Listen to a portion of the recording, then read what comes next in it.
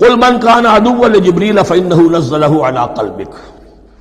اب جیسا کہ میں نے عرض کیا کہ ان کا خیال یہ تھا کہ آخری نبوت کا وقت تو قریب ہے، ہوگا وہ کوئی اسرائیلی، ہوگا ہم میں سے۔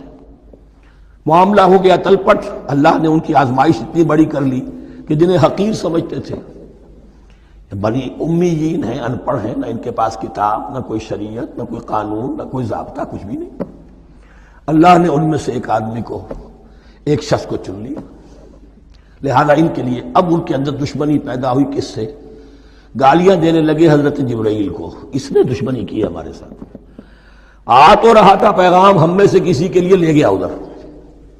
اور یہ بات آپ کو شاید بڑی عجیب لگے، لیکن یہ کہ شیخ احمد سرہندی رحمۃ اللہ علیہ نے اپنے مکاتیب میں یہ لکھا ہے کہ اہل تشیع کا ایک فرقہ ایسا بھی رہا ہے، میں نہیں جانتا کہ آج بھی ہے یا نہیں ہے، جس کو غرابیہ کہتے تھے۔ غرابیہ، ان کا عقیدہ یہ تھا کہ حضرت محمد صلی اللہ علیہ وسلم اور حضرت علی رضی اللہ تعالی عنہ، ان کی ارواح بالکل ایک دوسرے کے ایسے مشابہ تھیں جیسے ایک کوہ دوسرے کوے کے مشابہ ہوتا ہے، غراب کوے کو کہتے ہیں۔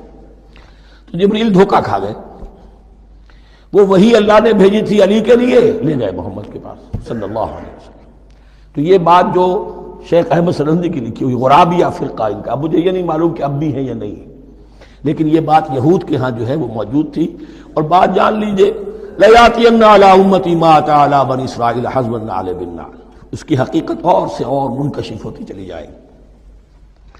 تو اب یہاں فرمایا قُلْ مَنْ كَانَ عَدُوًّا لِجِبْرِيلَ، اے نبی کہہ دیجئے جو کوئی بھی دشمن ہو گیا ہو جبرائیل کا، فَإِنَّهُ نَزَّلَهُ عَلَىٰ قَلْبِكَ بِإِذْنِ اللَّهِ، تو اس نے تو نازل کیا ہے اس قرآن کو آپ کے دل پر اللہ کے حکم سے، جبرائیل کا اپنا اختیار تو نہیں تھا۔ مصدقا لما بین یدیہ، اور یہ تصدیق کرتے ہوئے آیا ہے اس کی جو اس کے سامنے موجود ہے، وہدی وبشریٰ للمؤمنین، اور ہدایت اور بشارت ہے اہل ایمان کے لیے۔ اور اس کے بعد اب فرمایا جا رہا ہے کہ اللہ اور اس کے رسول اور اس کے ملائکہ یہ ایک آرگینک ہول ہیں، یہ ایک جماعت ہے، ان میں کوئی رکھنا نہیں ہو سکتا، ان میں کوئی اختلاف نہیں ہو سکتا۔ اگر کوئی جبریل کا دشمن ہے تو وہ اللہ کا دشمن ہے، اگر کوئی اللہ کے سچے رسول کا دشمن ہے تو وہ اللہ کا دشمن ہے، جبریل کا بھی دشمن ہے۔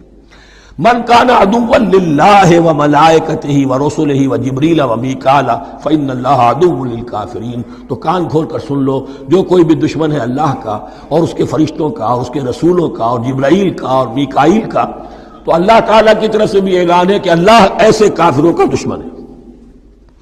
وَلَقَدْ أَنزَلْنَا إِلَيْكَ آيَاتٍ بَيِّنَاتٍ، اور اے نبی ہم نے آپ کی طرف نازل کر دی ہے روشن آیات۔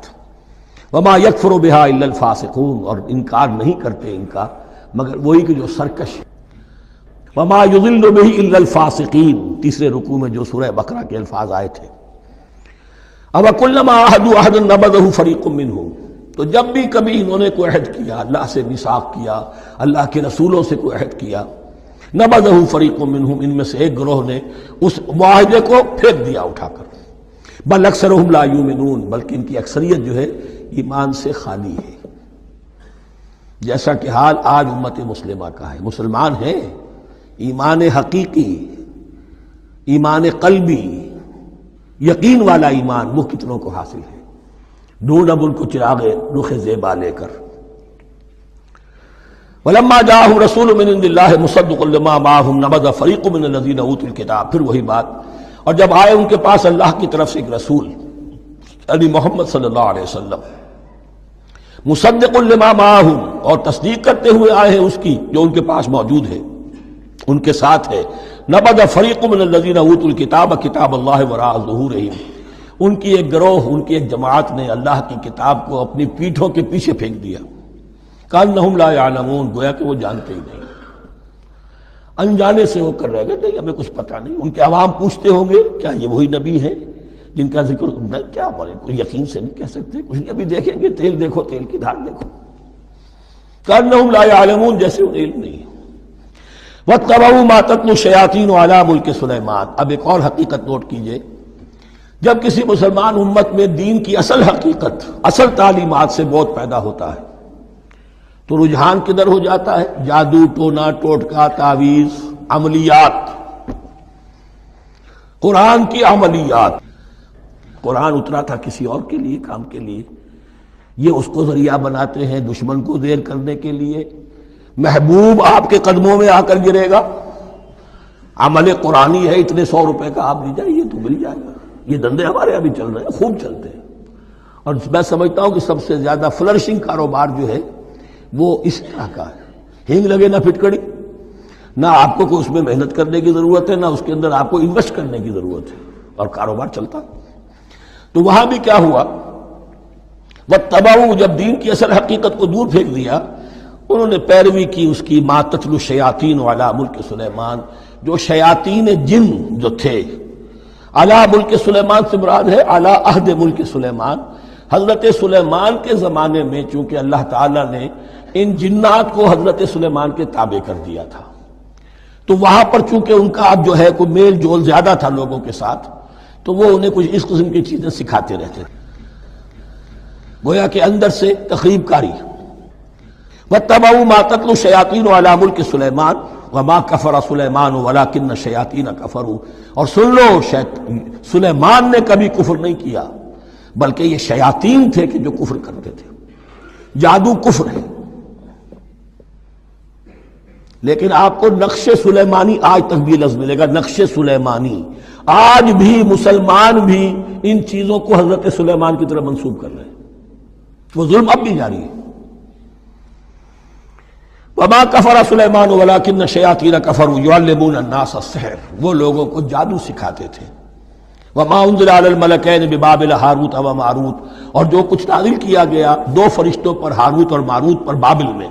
بابل یہ ہے پرانا عراق، بیبلونیا. نبوکدنضر بھی بیبلونیا کا بادشاہ تھا، نمرود بھی بیبلونیا کا بادشاہ تھا. عراق کے بادشاہوں کا لقب ہی تھا نمرود، نماردہ اس کی جمع ہے. تو حضرت سلیمان کی حکومت جب تھی تو وہاں پر یہ لوگ جنات جو ہیں وہ اس قسم کی تخریب کاری کر رہے تھے. تو اللہ تعالیٰ نے آخری آزمائش کے لیے 2 فرشتوں کو زمین پر اتارا، اور وہ انسانی شکل میں لوگوں کو جادو سکھاتے تھے. بتاتے بھی جاتے تھے دیکھو جادو کفر ہے، ہم سے مت سیکھو، لیکن اس کے باوجود لوگ سیکھتے تھے. تو گویا کہ ان پر اتمام حجت ہو گیا کہ اب ان کے اندر خباثت جو ہے پوری طریقے سے گھر کر چکی ہے. وَمَا يُعَلِّمَانِ مِنْ أَحَدٍ، اور وہ نہیں سکھاتے تھے کسی کو بھی، حَتَّى يَقُولَا إِنَّمَا نَحْنُ فِتْنَةٌ فَلَا تَكْفُرْ، یہاں تک کہ وہ کہہ دیتے تھے کہ دیکھو ہم تمہاری آزمائش کے لیے بھیجے گئے ہیں، ہم فتنہ ہیں، تو تم کفر مت کرو.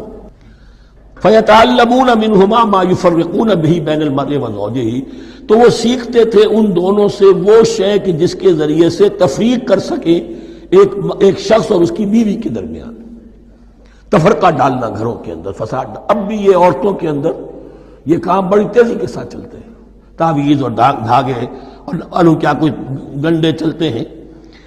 وما هم بضارین بہ من احد، اور نہیں تھے وہ ضرر پہنچانے والے کسی کو کچھ بھی الا باذن اللہ. ایمان کا تقاضا یہ ہے کہ چاہے کوئی دوا ہو وہ بھی باذن رب کام کرے گی، ورنہ نہیں. کوئی اور اسباب طبیعیہ ہیں ان کے بھی اثرات ظاہر ہوں گے اگر اللہ چاہے گا، اس کے بغیر کچھ نہیں ہو سکتا. جادو کا بھی اثر ہوگا تو اللہ کے اذن سے ہوگا. تو بندہ مومن کو ڈٹے رہنا چاہیے اور مقابلہ کرنا چاہیے.